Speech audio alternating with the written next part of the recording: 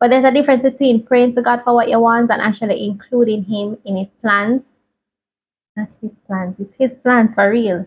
Wow, God. Wow, you did that.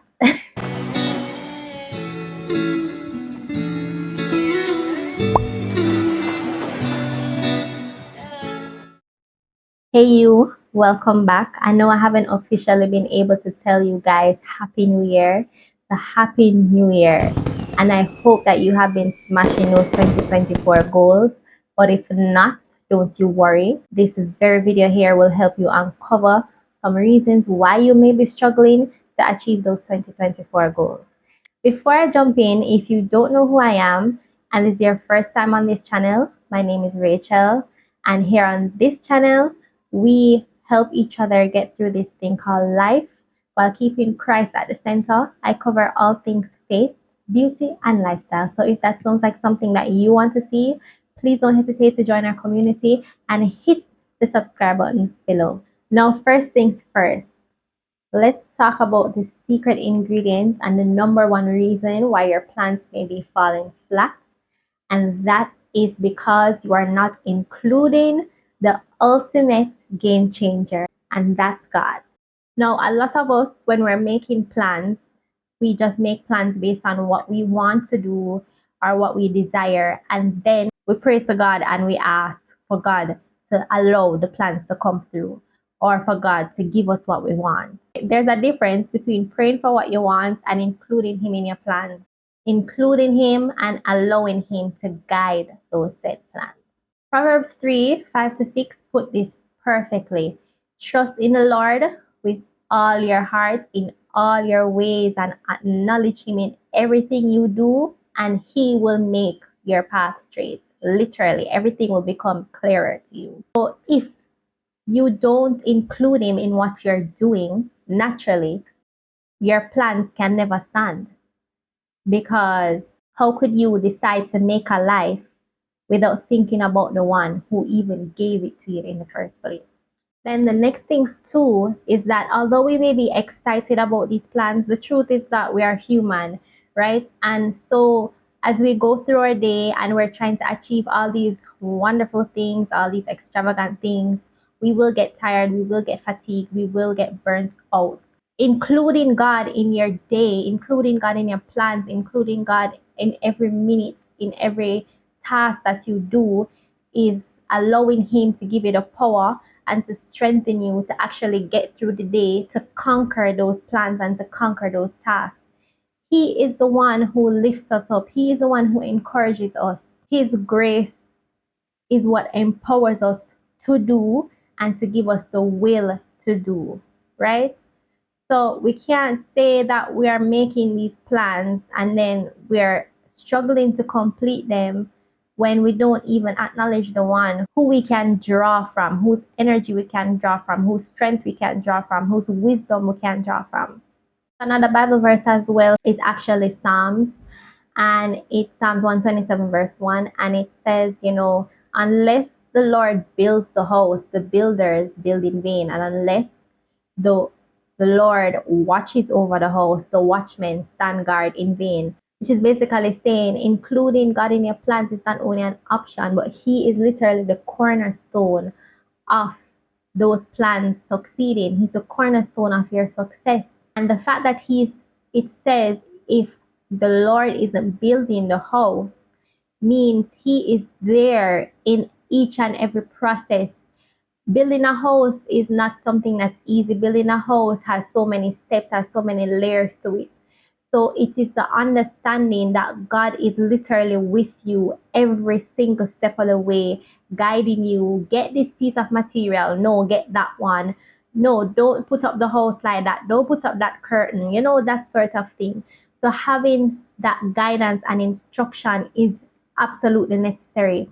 Him as the watchman is extremely important because He's able to see things that we don't see. God is all knowing, God is all powerful. He sees from beginning to the end. He can see the spiritual attacks that are coming your way. He can see the people who are not really in your corner. He can see if you're deciding to take a bad deal or not. He can see if you took that job, whether or not it would actually make your depression worse. You know, those little things. Those little things that actually, in a grand scheme of things, distort and ruin your plans. So it is so important to ensure that you're making Him Lord over your plans and over your goals, because He is able to give you that strength, that power, that stability, and that protection to be able to allow your plans to come to fruition and for you to succeed.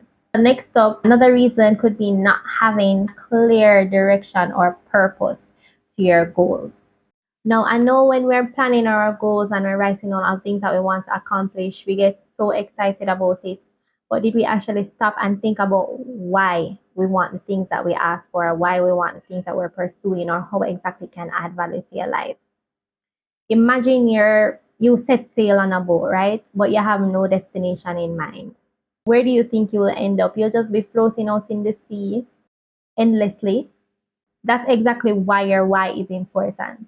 Your why is your anchor and it's your compass, and it gives you direction. It's your driving force, right? So it's not all about just what you want, it's about why exactly do you want it.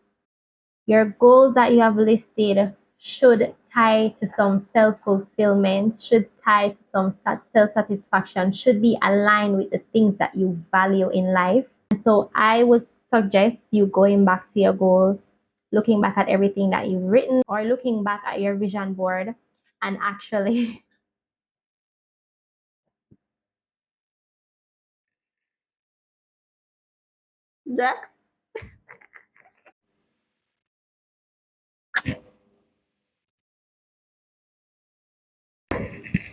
looking back at your vision board and actually reassessing the things that you have put there and see exactly if they do truly align with your values. How exactly will it bring self fulfillment? What will it actually do for you? Why should you care about the things that you have listed there?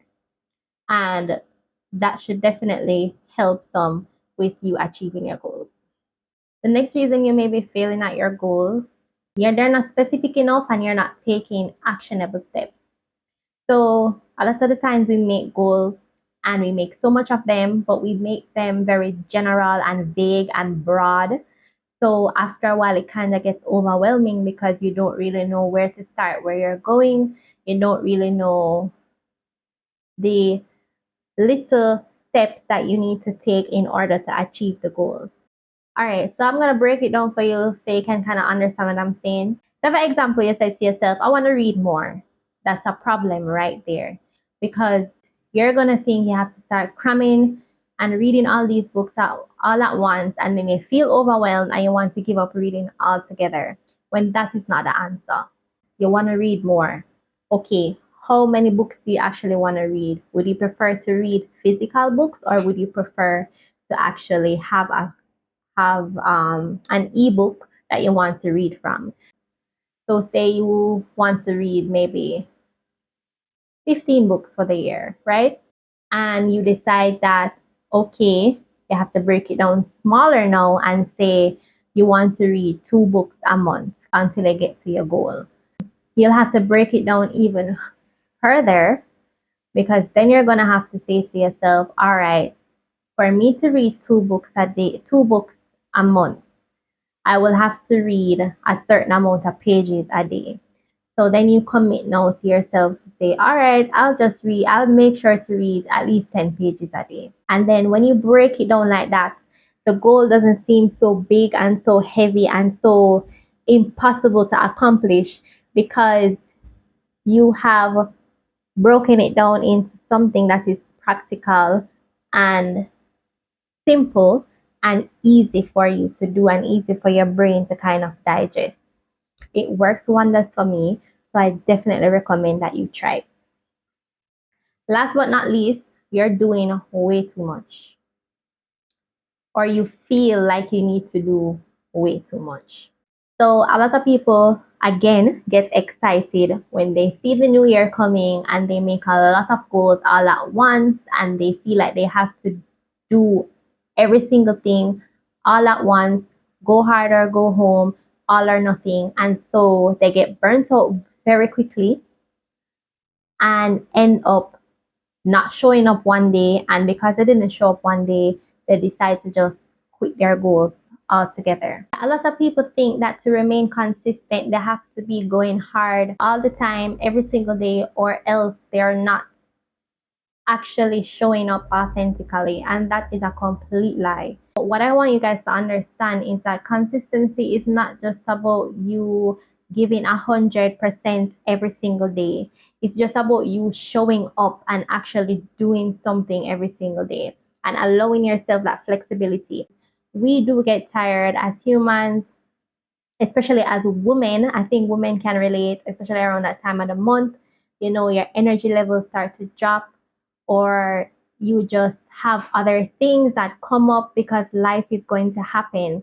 And so you have to be able to adjust and have to be able to make accommodations for when those things do occur, and don't beat yourself up because you didn't show up how you thought you should have, or you didn't show up with the same effort and the same strength and momentum that you did the day before. So going back to the book example so that you guys can probably understand is, say you did say you're gonna read 10 pages a day. All right. You find that something ended up happening that day and it took up your attention, it took up most of your day, and so you decided, I'm not gonna read at all. You could have just decided, hey, I'm gonna read even one page, even two pages. The thing that we have to just remember is just showing up.